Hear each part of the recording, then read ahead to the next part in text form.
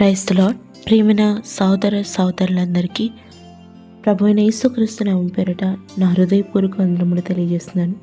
మీరందరూ ఎలా ఉన్నారు? బాగున్నారా? మీరందరూ బాగుండాలని నా అనుదిన ప్రార్థనలో నేను జ్ఞాపకం చేసుకుంటున్నాను.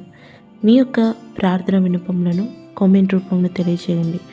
మీకు కనుక ఈ అనుదిన దేవుని వాగ్దానము సందేశము ఆదరించబడినట్లుగా బలపరిచినట్లుగా ఉన్నట్లయితే మీరు సబ్స్క్రైబ్ చేయండి. నలుగురికి మీరు ఆదరించబడినట్లుగా ఈ వీడియోని షేర్ చేయవలసిందిగా ప్రభు పేరిట కోరుతున్నాను. ఈరోజు నీ కొరకు దేవుని వాగ్దానం. ఇర్మీయా గ్రంథము 33వ అధ్యాయము 3వ వచనం. నాకు మొరపెట్టుము, నేను నీకు ఉత్తరం ఇచ్చేదను.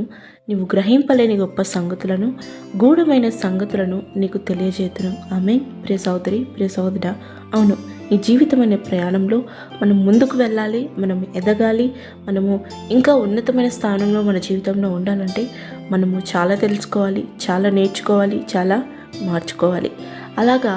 అలా తెలియని సంగతులు, తెలియని గూఢమైన సంగతులు ఈ ప్రపంచంలో చాలా ఉన్నాయి. నువ్వు తెలుసుకోవాల్సినవి, నువ్వు జ్ఞానము పొందుకోవాల్సిన విషయాలు చాలా ఉన్నాయి.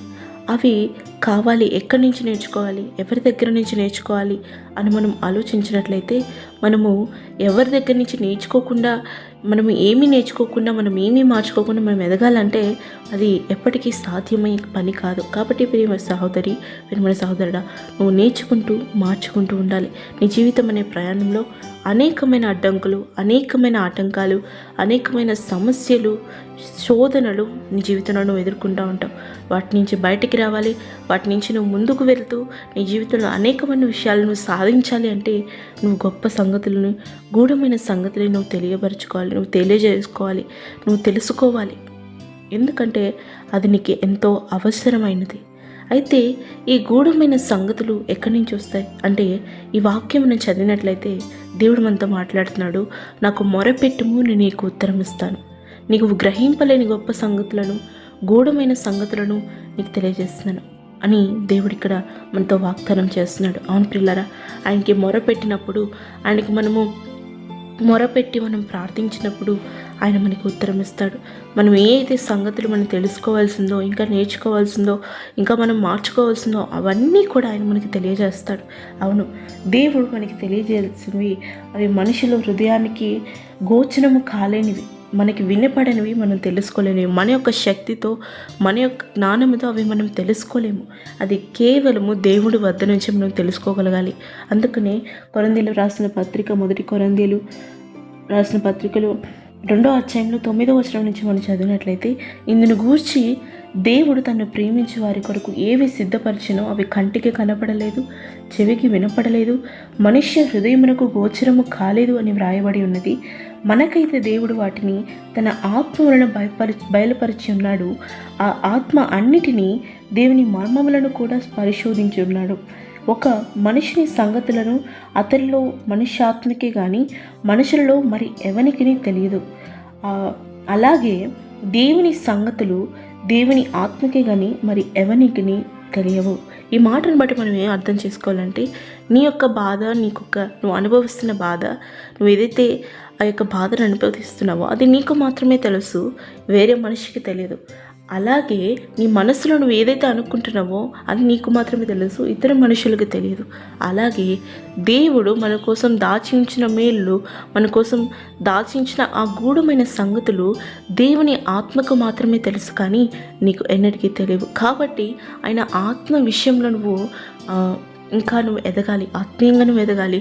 ఇంకా ఆయన విషయంలో ఇంకా నువ్వు అనేక విషయాలను తెలుసుకోవాల్సింది. అది నువ్వు మొరపెట్టినప్పుడు, దేవా నాకు జ్ఞానము కావాలి, నా జీవితంలో నేను ఎదగాలి, నీకు ఇంకా సమీపంగా నేను జీవించాలి అని, నీకు అనుకూలమైనగా, నీకు ఇష్టమైన కుమారుడిగా నేను జీవించాలి అనే ఒక ఆశ నీలో ఉన్నట్లయితే, అలాంటప్పుడు నువ్వు ఆయనకి మొరపెట్టినప్పుడు ఆయన నీకు ఉత్తరం ఇస్తాడు. నువ్వు గ్రహింపలేని గొప్ప సంగతులను, గూఢమైన సంగతులను, ఎవ్వరు నీకు వచ్చి చెప్పలేనివి, నువ్వు ఎన్నటికీ తెలుసుకోలేని సంగతులను కూడా దేవుడు నీకు తెలియపరుస్తాడు. ఆమేన్. ప్రియ సహోదరి, ప్రియ సహోదరుడా, నీ జీవితంలో ఇంకా నువ్వు తెలుసుకోవాల్సినవి, ఇంకా నువ్వు మార్చుకోవాల్సినవి, ఇంకా నువ్వు నేర్చుకోవాల్సిన అనేకం ఉన్నాయి. ఒకవేళ నువ్వు ఎన్నటికీ నువ్వు నేర్చుకోకుండా, మార్చుకోకుండా నీ జీవితాలను కొనసాగిస్తున్నట్లయితే నీ జీవితంలో ఎదుగుదల అనేది ఎన్నటికీ ఉండదు. అలా ఎదగకుండా నువ్వు ఫలింపలేని మొక్క వలె ఉన్నట్లయితే దేవుడు ఏదో ఒక రోజు నువ్వు చీకటిలో వేయబడతావేమో. కాబట్టి నువ్వు ఆయన్ని మొరపెట్టినప్పుడు ఆయన గ్రహింపలేని గొప్ప సంగతులను, గూఢమైన సంగతులను నీకు తెలియజేస్తాడు. నీ జీవితంలో నువ్వు ముందుకు వెళ్ళాలి, అనేకమైన సంగతులను తెలుసుకోవాలి, అనేక మందికి నువ్వు ఆశీర్వాదకరంగా ఉండాలి. నీ జీవితమైన ప్రయాణంలో దేవుడు నీ కోసం ఉంచిన యొక్క ప్రణాళికను నువ్వు నెరవేర్చాలంటే నువ్వు ఆయనకు మొరపెట్టాలి. ఆయన నీకు తెలియజేస్తాడు. ఆమేన్. ప్రేమ కలిగిన తండ్రి, మహోన్నతురానికి వేలాది స్తోత్రంలో అనయ్య, ఇప్పటిదాకా బిడ్డలతో చక్కని మాటలతో మాట్లాడిన రీతిని బట్టి, ఆదరించిన రీతిని బట్టి వేలాది స్తోత్రంలో అనయ్య. ఈ లోకంలో బ్రతకాలంటే జ్ఞానము అనేది ఎంతో అవసరమైనది. అయ్యా, నీకు మొరపెట్టినప్పుడు అయ్యా మాకు మీరు జ్ఞానాన్ని దయచేస్తానన్నారు. మీలో ఎవరికైనా జ్ఞానము కొదువుగా ఉన్నడలా నన్ను అడగండి, మీకు నేను ధారాళంగా ఇస్తానంటున్నారు. అవునయ్యా, నీకు మొరపెట్టినప్పుడు మాకు మీరు ఉత్తరం ఇస్తారు.